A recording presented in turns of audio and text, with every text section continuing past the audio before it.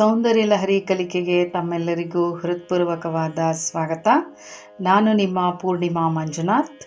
ಇದುವರೆಗೆ ನೀವು ಪ್ರತಿ ಶ್ಲೋಕದ ಸೌಂದರ್ಯ ಲಹರಿಯ ಪ್ರತಿ ಶ್ಲೋಕದ ಅರ್ಥವನ್ನು ತಿಳ್ಕೊಳ್ತಾ ಬಂದಿದ್ದೀರಾ.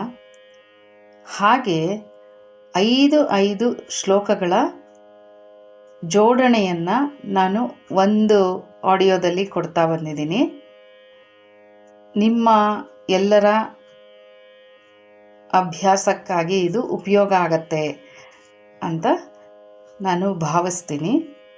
ಹಾಗೆ 15ನೇ ಶ್ಲೋಕದವರೆಗೆ ನಮ್ಮ ಹಿಂದಿನ ಆಡಿಯೋದಲ್ಲಿ ನೀವೆಲ್ಲರೂ ತಿಳ್ಕೊಂಡಿದ್ದೀರ. 16ನೇ ಶ್ಲೋಕದಿಂದ ಹೀಗಿರುತ್ತೆ. ಮೊದಲಿಗೆ ಶ್ರೀ ಗಣೇಶಾಯ ನಮಃ, ಶ್ರೀ ಗುರುಭ್ಯೋ ನಮಃ. ಬನ್ನಿ ಕಲಿಯೋಣ. 16ನೇ ಶ್ಲೋಕದಿಂದ 20ನೇ ಶ್ಲೋಕದವರೆಗೆ ನಿಮಗೆ ಈ ಆಡಿಯೋದಲ್ಲಿ ಸಿಗುತ್ತೆ. ಕವೀಂದ್ರಾಣಾಂಚೇತಃ ಕಮಲವನ ಬಾಲಾತಪರುಚಿಂ ಭಜಂತೆ ಯೇ ಸಂತಃ ಕತಿಚಿದರುಣಾಮೇವ ಭವತೀಂ ವಿರಿಂಚಿ ಪ್ರೇಯಸ್ಯಾಹ ತರುಣತರ ಶೃಂಗಾರಲಹರಿ ಗಭೀರಾಭಿರ್ವಾಗ್ಭಿಃ ವಿದಧತಿ ಸತಾಂ ರಂಜನಮಮಿ ಸವಿತ್ರೀಭಿರ್ವಾಚಾಂ ಶಶಿಮಣಿಶಿಲಾಭಂಗರುಚಿಭಿಃ ವಶಿನ್ಯಾದ್ಯಾಭಿಸ್ತ್ವಾಂ ಸಹ ಜನನಿ ಸಂಚಿಂತಯತಿ ಯಃ ಸಕರ್ತಾ ಕಾವ್ಯಾನಾಂ ಭವತಿ ಮಹತಾಂ ಭಂಗಿರುಚಿಭಿಃ ವಚೋಭಿರ್ವಾಗ್ದೇವಿ ವದನಕಮಲಾ ಮೋದಮಧುರೈಃ ತನುಚ್ಛಾಯಾಭಿಸ್ತೆ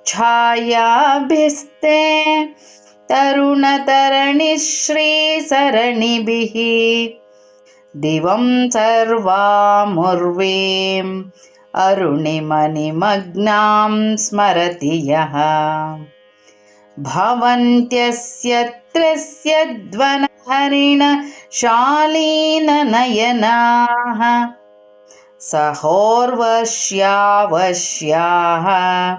ಕತಿ ಕತಿ ನ ಗೀರ್ವಾಣಗಣಿಕಾಃ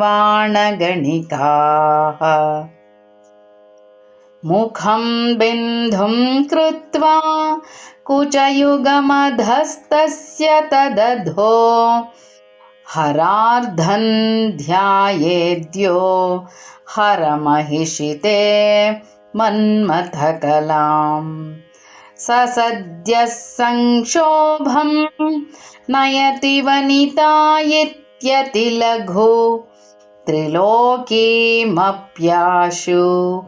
ಭ್ರಮಯತಿ ರವೀಂದುಸ್ತನಯುಗಾಂ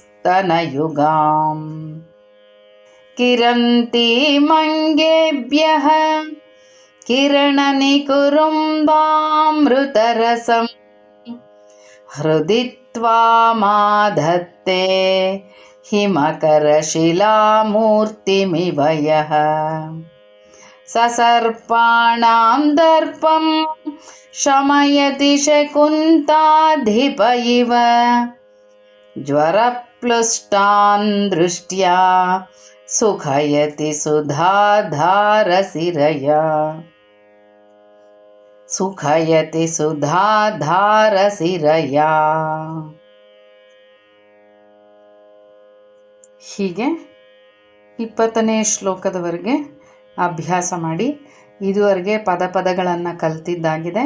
ಪದಗಳನ್ನು ಸೇರಿಸಿ ಒಂದು ಲೈನ್ ಪೂರ್ತಿ ಹೇಳೋದನ್ನು ಕಲ್ತ್ರಿ. ಹಾಗೆ 2 ಲೈನ್ ಹೇಳ್ತಾ ಪೂರ್ತಿ ಶ್ಲೋಕವನ್ನು ಹೇಳೋದು ಹೇಗೆ ಅನ್ನೋದನ್ನು ಅಭ್ಯಾಸ ಮಾಡ್ತೀರಾ ಅಂತ ಅಂದ್ಕೊಳ್ತೀನಿ. ಧನ್ಯವಾದಗಳು. ಮತ್ತೆ ಸಿಗೋಣ ನಮ್ಮ ಮುಂದಿನ ಆಡಿಯೋದಲ್ಲಿ.